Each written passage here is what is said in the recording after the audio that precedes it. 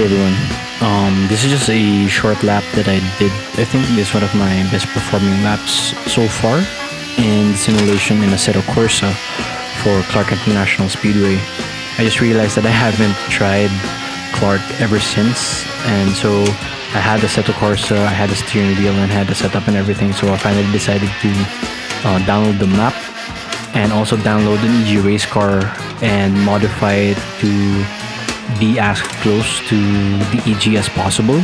So I think this EG makes 200 horsepower, so I power restricted it to around 30%, I think, which should cut it down to around 130 horsepower, something around that. Just getting familiar with the turns. I'm not so sure how accurate these turns are to the layout right now, but as someone who's getting into the game of motorsports, I just figured out that, hey, why not try the most known track here in the Philippines, which is Clark International Speedway.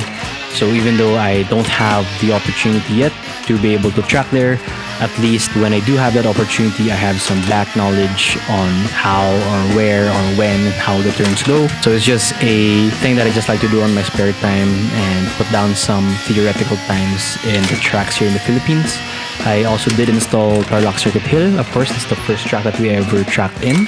Then now we have Clark, and I'm also going to be downloading Batangas Racing Circuit. I'll be practicing there too, because these are the main tracks that have a lot of competitions, a lot of events going on for them.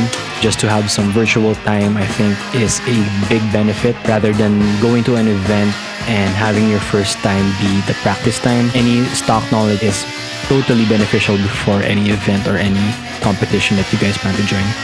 So if you are an aspiring racer like myself and you have the means to have Assetto Corsa or any other racing platform that can download our local maps, do put on some time there. Just get familiar with the turns, the corners, the braking zones, because that's the purpose of these maps, is to be as close as possible to real life.